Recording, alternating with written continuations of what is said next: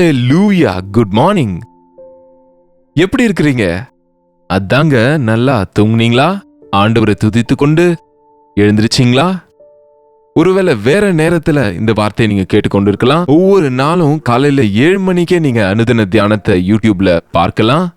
ஞாயிறு முதல் வெள்ளி வரை நீங்க நம்பிக்கை டிவில இரவு 7 மணிக்கு மற்றும் சனி ஞாயிறு அன்றைக்கு தமிழன்ல ஆண்டவருடைய வார்த்தை நீங்க 6 மணிக்கு கேட்கலாம்.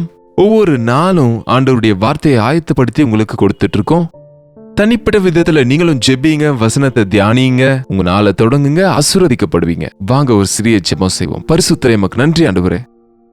இன்னொரு முறை ஆண்டவரே, இந்த காலை நேரத்துல எங்கள் வாழ்க்கைக்கு தேவையான உம்முடைய வார்த்தை எங்களுக்கு கொடுக்கும்படி கிறிஸ்துவின் நாமத்துல ஜெபிக்கிறேன் பிதாவே, ஆமென். இது ஒருவேளை உங்களுக்கு ஈவினிங்கோ மத்தியானமோ இன்னொரு நேரமோ உலகத்தின் பல மூலைகள்ல இருந்து இன்டர்நெட் மூலமா எங்க இருந்தாலும் சரி, நம்ம எல்லாரும் ஒன்றாக தேவனுடைய வார்த்தையை ஒரே நேரமாவது நமக்கு இஷ்டம் வந்த நேரத்திலாவது பார்க்கக்கூடிய பாக்கியத்தை ஆண்டவர் நமக்கு கொடுத்திருக்கிறாரு. நாங்க டிவி ப்ரோக்ராம்ஸ் கொடுக்கும்போது அந்த டைம்ல மட்டும்தான் அதை அங்க பார்க்க முடியும், பிறகு அது இருக்காது. ஆனா இன்றைக்கு தேவனுடைய மகா கிருபையினால தேவனுடைய வார்த்தை, அவருடைய வசனம் முழுமையாக சோசியல் மீடியால உங்களுக்கு எப்போதும் அவைலபிளா இருக்கு. Doctor Jayapal YouTube page subscribe பண்ணிக்கோங்க. அவ்வப்போது உங்களுக்கு நோட்டிபிகேஷன்ஸ் வரும். ஒருவேளை நீங்க அந்த நேரத்துல கேட்க முடியலனாலும் இன்னொரு நேரம் இன்னொரு நாள் கேட்டு நீங்க ஆவிக்குரிய விதத்துல பலப்படவும், உங்களுக்கு பிரியமான நேரத்துல நீங்க கேட்கவும் உதவியா இருக்கும். நிஜமாக இந்த உலகத்துல நம்ம வாழும்போது நாளுக்கு நாம பலவீனமாகிறோங்க இல்லையா? வயதாகி போயிடுதுன்னு சொல்லலாம். வெளிப்படையா சொல்லணும்னு சொன்னா வயது போகிறது. யாரும் கூட எப்போதும் வாலிபனா எப்போதும் பிள்ளையாகவே அல்லது எப்போதும் ஒரே போல இருக்க முடியாது. நம்ம எவ்வளவு ஜாக்கிரதையா இருந்தாலும், எவ்வளவு மெடிசின்ஸ் எடுத்துக்கிட்டாலும், எவ்வளவு ஆரோக்கிய டிப்ஸ் பயன்படுத்தினாலும் போக போக நாம பலவீனமாவது சர்வ சாதாரணங்க. ஆனா தேவன் ஒரு பிராயத்தின் வழியா நம்ம நடத்தி கொண்டு வரும்போது நமக்கு விலை உயர்ந்த நேரம் நம் வாழ்க்கையில வாலிப காலம், குழந்தை பருவம். பிறந்த குழந்தையாக தாயின் பாலை தவிர எதுவும் எதிர்பார்ப்பு இருக்காது. பிள்ளை வளர்ந்துட்டு இருக்கோம், பாலை விரும்ப வேண்டும். ஒரு புதிதாக ரட்சிக்கப்பட்ட நபர் வசனத்தை அதிகமா விரும்பினா அவங்க ஆவிக்குரிய பலத்தை பெற்று இருப்பாங்க. ஒரு வாலிப வயது வரதுக்குள்ள அவங்களுக்கு அவங்களுடைய ஞானம் செயல்பட தொடங்கி இருக்கும். அப்படின்னா வெந்நீர்ல கைய வைத்தா வெந்து விடும், தண்ணீர்ல போனா மூழ்கிடுவோம், நெருப்புல கைய வைத்தா எரிந்து விடும். என்னங்க, இந்த காரியங்கள் சின்ன பிள்ளைங்களுக்கு தெரியாததுனால இதை செஞ்சிட்டு இருப்பாங்க. நமக்கு தெரியும் எது பள்ளம், எது வெள்ளம், எது வழி, எது வெளிச்சம், எது இருள் என்பது நமக்கு தெரியும். அந்த நேரத்துல தெரியும் போது சரியான ஒரு தீர்மானத்தை செய்யாவிட்டா நம்ம வாழ்க்கையில ரொம்ப நஷ்டப்படுவோங்க. நான் ரொம்ப ஆண்டவரை துதிப்பேன். ஒரு வாலிபனா ஆண்டவர் என்னை பிடித்து கொண்டாரு. இப்போதைக்கு என்னுடைய பாரம் என்னன்னா, வாலிபர்கள் அநேகரை பார்க்கும்போது அந்த ஒவ்வொரு வாலிபனும் தன் வாலிப வாழ்க்கையை ஆண்டவருக்கு ஒப்பு கொடுத்தா எவ்வளவு நல்லா இருப்பான், எப்படியா அவனுடைய வருங்காலம் நல்லா இருக்கும். இப்போதைக்கு டீனேஜ் தாண்டி விட்டது, வாலிப வயது தாண்டி விட்டது, திருமணம் ஆகிவிட்டது, 30 தாண்டுகிறது, இன்னும் தேவனுடைய சித்தத்தை அறியவில்லையே, தேவனுக்கு ஒப்பு கொடுக்கலையே, இன்னும் ரட்சிக்கவே படலையே என்ற விஷயம் எனக்கு எவ்வளவு வேதனை உண்டாக்கும். எஸ், உன் வாலிப பிராயத்திலேயே சிருஷ்டிகரை நினைக்க வேண்டும். அந்த வாலிப வயதிலே நீ சரியான தீர்மானத்தை செய்யும்படிக்கு தேவனுடைய பிள்ளைகளோடு உறவு, தேவ வசனம், ஜெபிக்கிற பெற்றோர், நல்ல ஒரு சர்ச், சுற்றுச்சூழல், விசுவாசிகளின் கூட்டத்தோடு நாம இருந்தா நாம கரெக்டா நம்முடைய ஞானம் வேலை செய்ய தொடங்கும். நம்முடைய ஆவிக்குரிய கண்கள் திறக்கப்படும்படி ஆண்டவர் உதவி செய்வாரு. கரெக்டா நீங்க தேவனுடைய சித்தத்தை அறிந்தா அற்புதங்களை பார்க்க முடியும். ஒரு மனிதன் வாழ்க்கையில ரட்சிக்கப்படுவதற்கு ஒரு பெஸ்ட் ஏஜ் வாலிப பிராயத்துல ரட்சிக்கப்பட்டாதான் அற்புதங்கள் நடக்கும். உங்க பிள்ளைகளின் வாலிப வயது ரட்சிப்புக்காக நீங்க ஜெபிங்க. வாலிபர்கள் நீங்க கேட்டுக்கொண்டிருந்து இன்னும் நீங்க ரட்சிக்கப்படாம இருந்தா இதுவே அனுகிரக காலம், இன்றைக்கே ரட்சண்ய நாள் என்று உணர்ந்து தேவனுடைய சமூகத்துல முழங்கால் போட்டு ஜெபிங்க. கர்த்தர் நிச்சயம் உங்களை சந்திப்பாரு. வாலிப காலத்துல நம்முடைய இருதயத்தை ஆண்டவருக்கு கொடுக்கணும். அந்த 20ஸ்க்குள்ளேயே தேவனுடைய ரட்சிப்பின் அனுபவத்தை பெற்றவங்களா நாம இருந்தா நாம 30 வரதுக்குள்ள நம்முடைய கெரியர் என்று சொல்லுவாங்க பாருங்க, நம்முடைய வருங்காலம் என்ன, படிப்பு என்ன, வேலை என்ன என்று அநேகர் பதட்டமாக இருப்பாங்க. சிலர் குழப்பத்தில் இருப்பாங்க. சிலர்னா அதை கண்டுக்காம வாழ்க்கைய வாழ்ந்து கொண்டு இருப்பாங்க. But before 30 you must know what is God's will for your life. 30 வயதிற்குள்ளேயே உங்க பேர்ல தேவனுடைய சித்தம் என்ன என்பதை தெரிந்து கொள்ளணும். இன்னும் முன்னாடியே தெரிஞ்சுக்கிட்டா இன்னும் நல்லது. 30 is the maximum. அதை விட தாமதிச்சா நஷ்டம் போவோங்க. You need to be equipped. 30 வயதுக்குள்ளேயே நீங்க தேவனுடைய சித்தத்தை அறியணும். அந்த சித்தத்திற்கு தகுந்தது போல நீங்க ஆயத்தப்படணும். And 30 years வரதுக்குள்ள நமக்கு சாதாரணமா மேரேஜ், திருமணம் இன்னொரு முக்கியமான கட்டம் ஒரு மனிதனின் வாழ்க்கையில. ஒரு புது சாப்டர் நினைச்சுக்கோங்க. திருமண விஷயத்துல நம்ம சரியா இருந்தா நம்ம வருங்காலம் எல்லாம் நல்லா இருக்குங்க. திருமண விஷயத்துல தப்பு செய்யும் போது, திருமண விஷயத்துல அவசரப்படும் போது, திருமண விஷயத்துல ராங் டெசிஷன் எடுக்கும் போது அநேகருடைய வாழ்க்கை நாசம் அடையுதுங்க. திருமணத்தின் பின்பு தேவன் ஒரு விசேஷமான விதத்துல உங்களை உயர்த்தணும்னு, உங்களை எஸ்டாப்ளிஷ் பண்ணணும்னு, உங்களுக்கு வாரிசுகளை கொடுத்து உங்களை பெற்றோர் ஆக்கணும்னு நினைக்கிறாரு இல்லையா? அதனால சீக்கிரமா, எவ்வளவு சீக்கிரமா தேவனுடைய சித்தம் என்ன என்று அறிந்து கொண்டு அதற்கேற்றபடி ஆயத்தப்பட்ட அவங்க வாலிப வயதுல நீங்க பலமா நீங்க குடும்பமாக செட்டில் ஆக முடியும். அப்படின்னா ஸ்திரப்பட முடியும், பலப்பட முடியும், தேவனுடைய கரங்கள்ல பயன்பட முடியுங்க. 40s வரதுக்குள்ள ஒரு மெச்சூரிட்டி, ஆவிக்குரிய பக்குவத்துக்குள்ள நாம வரணும். அந்த பக்குவத்தை பெறாம 40 வயது தாண்டின பிறகும் சின்ன பிள்ளைங்களை போல அந்த காரியங்களை செய்து கொண்டு இன்னும் ஒரு பொறுப்பில்லாத பெற்றோர் மேலையும் அண்ணன் தம்பி மேலையும் அல்லது இன்னொருத்தர் மேல ஆதாரப்படுற மாதிரி தேவனுடைய சித்தம் என்ன அவங்க வாழ்க்கையில என்று அறியாம வாழ்க்கையை வீணடித்து கொண்டு கெட்ட பழக்கங்களுக்கு பழகி போனவங்க எத்தனையோ பேர் இருக்கிறாங்க. நீங்க யாராவது அப்படிப்பட்ட நிலைமையில இருந்தா இன்றைக்காவது இட்ஸ் நாட் டூ லேட். இன்றைக்காவது நீங்க மனஸ்தாபப்பட்டா தேவன் உங்க மேல கிருபை காட்டுவாருங்க. 40 வருடங்களுக்குள்ள உங்களுக்கு தேவன் அந்த பக்குவத்தை கொடுப்பாரு. அதனால நீங்க அநேக அனுபவங்களை கற்றுக்கொள்ளுவீங்க. அநேகமான ஆவிக்குரிய சத்தியங்களை அறிந்து கொள்ளுவீங்க.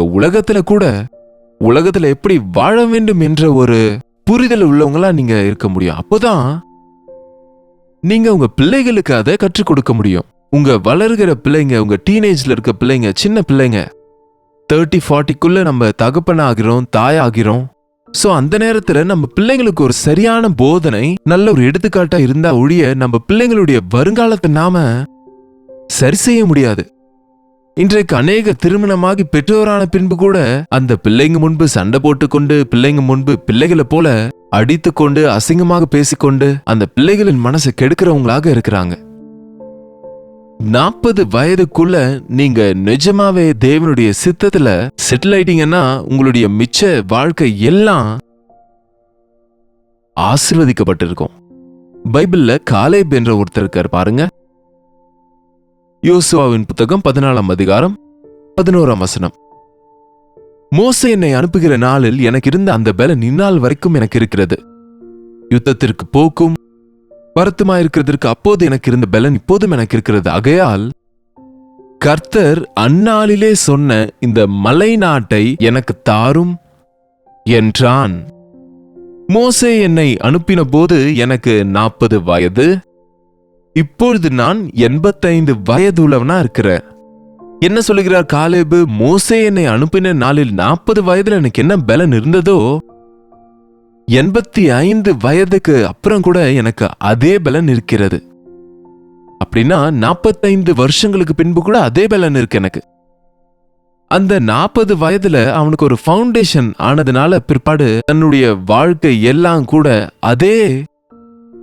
அதே பலனை, அதே சக்தியை, அதே ஆர்வத்தை, அதே விசுவாசத்தையும் காத்துக்கொள்ள முடிந்தது.